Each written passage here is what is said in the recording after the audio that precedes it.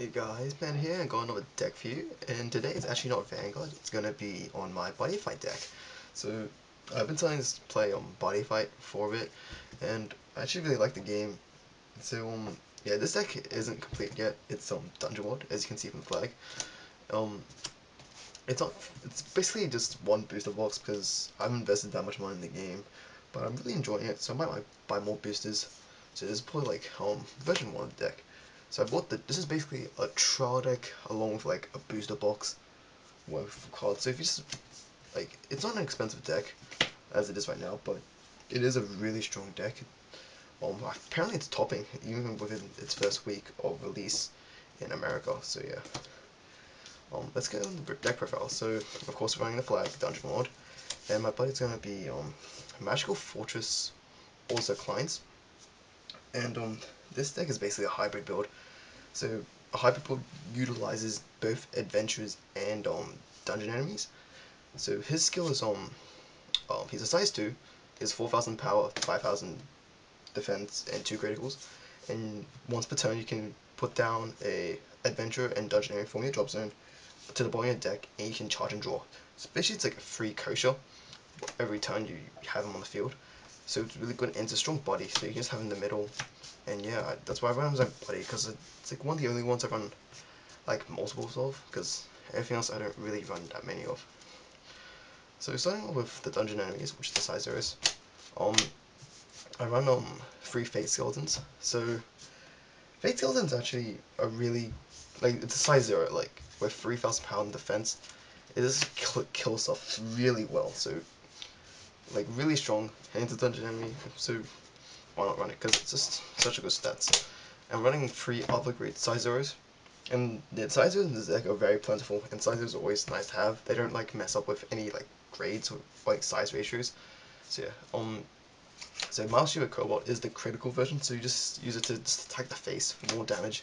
But it's better sometimes it's better to have good power to get advantage through killing their monsters. So they're both good. Like, why not have both? So yeah. For more dungeon enemies, I run 2 Gummy Slime. Probably gonna run more, but I only got 2 from my box. So Gummy Slime, it has stuck, so all opponent's monsters on the field cannot move or return to the hand. So yeah, really good against Thunder Knights. Pretty good against Magic Ward if they want a good buy with their minions, their monsters, but they have to goodbye this if anything. So yeah, it also has pretty decent stats as well. It has it's a 2/3 with 2 criticals, so it's all really good stats for what it does. It's a dungeon enemy. So next one, 2 big surprise Pandoras. Yeah. It just has good stats, like 5,000, 3,000. It's just really strong stats for size 1. And its ability is not that bad. It's really fun, actually. So when this monster gets destroyed, you play Janken, which is actually for rock, paper, scissors, and whoever loses, gets damaged. Gets damaged. Gets dealt 1 point of damage. So but you only play it once. So if you guys tie, you both take 1 damage. So yeah. So basically, oh yeah, kill this. Like if you kill, they don't want life. Kill this, they might die. So it's really fun. It's like putting games in a game, which is why I really like to play this deck, because it's a game within a game. It's just more fun, twice the fun. I don't have any of the rare version, the Mimic, which is the 4/4, but it's basically the same thing. But I didn't get any from my box, which I was really sad about. But still, people usually run more of this than the other one because better stats. Next up, run 3 Missile Magician Edric, which I managed to get 3 of. Yeah, I got like 2, and because the distribution in boxes are really weird in BuddyFight, because like in theory you should get 1 of each rare and 1 of each uncommon, but for some reason I got like 2, like a lot of duplicates. But yeah, Missile Magician Edric is when you link attack, you automatically deal 1 damage. Like, so if for those who don't know, adventures basically work together. So the skills like scale off from link attacking with other adventurers. So this one does damage when you link attacks. A lot of them like have penetrate, game on life, gauge. They're all really good, but I like dealing damage because this is quite an aggressive deck. Well, not, yeah, Butterfly is actually a really fast game, and having the Missile Magicians they have like pretty decent power as well, so you can just use this link attack to kill one big creature while still doing damage to your opponent, which is what's really good on adventures. Let's move these guys aside to make more room for adventures. So I only got one Dancing Magician Tetsuya. You would normally want 4 of him because he has a really good skill. So his stats are really weak, but his ability is Death Lyric. So when he links attacks with an adventurer, choose one of the people in the link attack and that gets double attack. But this ability can be used once per turn. So let's say you link attack with this Magician Adric. So you do 1 damage to that, you stand it, and then you hit another one, and you link attack again to do more damage. So basically you can double up the effects of link attacking. So it's just really synergistic in any adventure deck. And yeah, so he's pretty cool as well. I got 1 Tsuku. I probably would run 2 if I had more, like 2 maximum, because you have to pay 2 gauge to play him. But his stats are like 5/5 2 crit, but he dies at end of turn. But his effect is when you link attack, choose one with an adventurer, choose this guy and another adventurer, and they get penetrate. So yeah, basically this is how you can OTK in the deck technically, and do like a lot of damage with this. So this is basically a lot of burst. Like, doesn't matter how big their defense is, their center monsters, this can get over it with link attacking with a lot of cards in this deck. And that's why this card is really good. Next up, 1 dragon wielding Sheila Fana. This is another thing I would run 4 of, like Ted, because this scales off in a hybrid deck. So it's a 2/1/2, but if you have another dungeon enemy, if a dungeon enemy on this field, you get +2 critical, and if you have an adventurer, it gets penetrate. So basically, at its best, it's a 2/3/2 with penetrate. So that's insane for a size 1, and that's why you would run 4 of them. And yeah, they're probably gonna kill this as fast as possible in order to foil your plans. And that's like the last of my size 1s. Okay, so for size 2s, I run 3 of the Buddy. Oh yeah, I got duplicates and I got 1 from another pack. So yeah, I already said it's before, and it's really good in a hybrid deck. So yeah, 2 Silverwood Quincy, which is from the Trial deck. It gets penetrate when you link attack, but it's just a solid 3 criticals, and 3 criticals is pretty good when you link attack. So you just link attack, basically like Bolt Magician, and then to the center, and it just kills it, and you do 4 damage from just 1 link attack, which is still pretty strong. 1 Brave Drum, like he's a really good defensive creature. So you pay 1 gauge, put top of your deck into the soul, and he gets some junk drill. So when you attack him from the center, you can play rock paper scissors. If you win, he gets penetrate, and also has soul guard, like passively has soul guard. So pretty decent stats, 5,000, 2,000, and 3 criticals. So if you manage to get penetrate, you can do 3 damage while killing the center monster. And having soul guard is always really good as a center monster. And for star points, I run 1 Gao because they're like buddies. Yeah. So he's a more defensive version, so he can negate penetrate, but he's really costly. So that's why in the fireball, I'm probably gonna take him out along with these guys and run like another drum and like probably the bird thingy that double attacks like that. I think it's pretty good. Yeah. Yeah, and those are also my monsters. So yeah. For spells, I run 4 of the nullifiers because shield, like these are the only shields available, so you might as well just run 4 of them. I would like a out of body replacement clone or Shoulder and Shield clone, because paying 1 gauge for a gate is really costly. Like my magic deck, I only run like 3 chillaxes, which pays 1 gauge as well.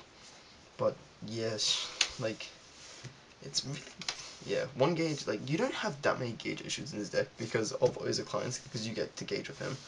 But still, I would like another option. But still a really good card. Next up, 3 Pill of Fire. Yeah, everyone went crazy when they saw this card. So basically, pay 1 gauge. If you don't have a monster in the center, you can destroy a monster on the field with 6,000 or less defense, which kills a lot of things because people usually go for high power than high defense. And I see why, because you're trying to kill stuff on your turn, not being a defensive brute.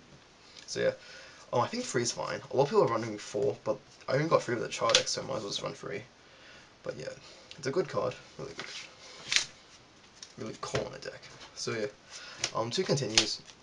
another card you run 4 at. Like, this is no doubt like one of the best hybrid cards in the deck.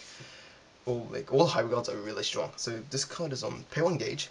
Choose a size 2 or less adventure and a size 2 or less dungeon enemy from your drop zone, and you can call them by paying the call cost.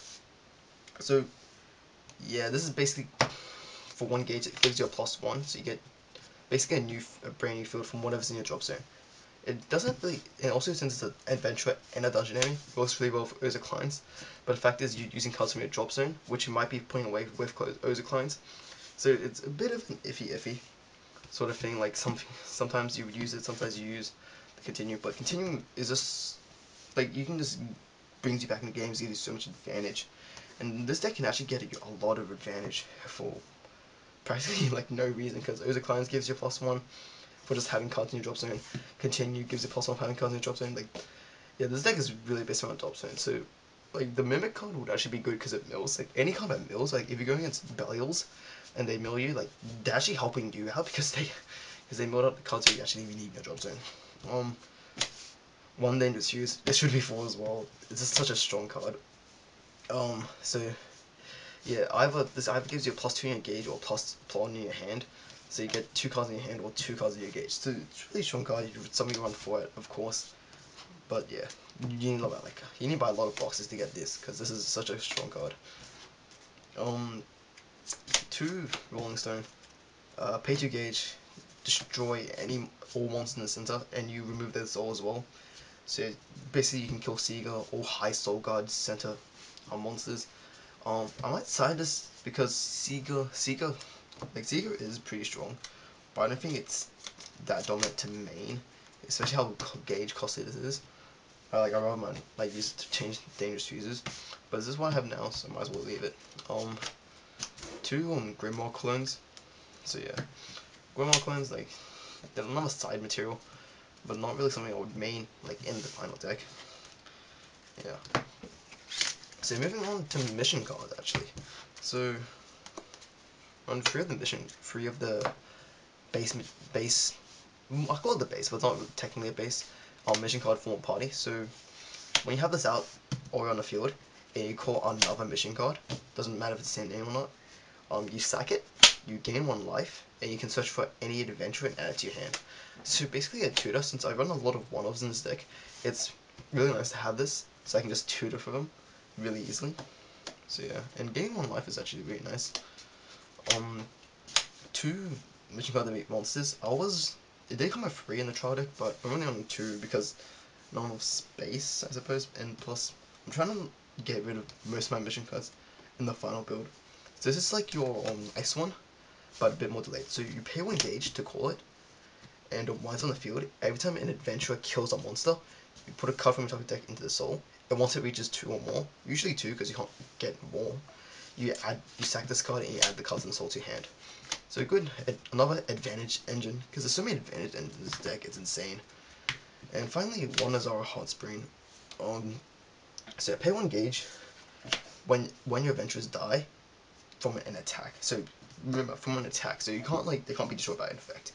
You have to remember the ruling. Choose 2 adventures from your drop zone and add to your hand.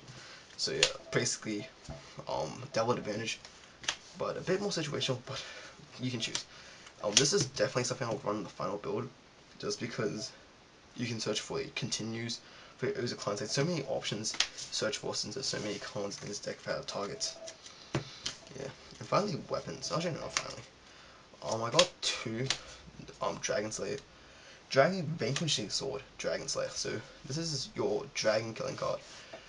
So pay 2 gauge to equip. It's a 4,000 power weapon with 3 criticals. 3 criticals is really strong on a weapon. When this unit attacks a dragon attribute, for this turn it gets plus 4k, so it becomes 8k against dragons. And the most dominant dragon right now is probably Inferno Armor Dragon. Inferno Armor Dragon is like one of the best grade size 3 dragons out there, because that's how much it retires, and this can hit it for 8k. So sometimes you might want to leg attack so you can avoid dragon energy. But yeah, but still, really good card. Even if you're not going against dragons, 3 criticals is really strong. So you just go for the face of 3 criticals, and you can kill them pretty easily with that. 2 Soma Sword. Also, I'll run the end. I didn't get any Glory Seeker, like Braves equipment, Glory Seeker. I didn't get any of those, so yeah, I'm running these instead. It's basically pay to gauge, 5k attack to criticals, and when you link attack, it gets with an eventually it gets penetrate. Like this only this card gets penetrate. So it's like a clone of the Soul Warrior Ways Out. And one Dominion Rod because why not? I've been testing this out. It's okay, but the thing is, you don't really use your like it works well with Fate Skeleton because you can now hit like more things with it. But yeah, so basically what it does, while it's on the field, all your dungeon enemies get +1/+1 on power and defense. So it's really nice to have sometimes just to like buff up your minions. And it's a Demon Lord, so if you're gonna build a Demon Lord deck, these are something you want 4 of in the Demon Lord deck. And if I'm actually running 2 impacts, Dead and Crush, because it looks cool. It's actually really cool. It reminds me of X Strike from Chrono Trigger. See, like how it's like an X. Yeah. So this is my deck profile, my Dungeon World deck. This is mainly like it's like 1.0. It's probably gonna change once I get like another booster box or more cards. Mainly being more continues, more dangerous fuses, and probably the wing dude for double attacks, along with more of the triple rares and doubles. So yeah, so this is my Dungeon World deck profile on BuddyFight. Probably gonna do more if you guys want some more. And yeah, see ya.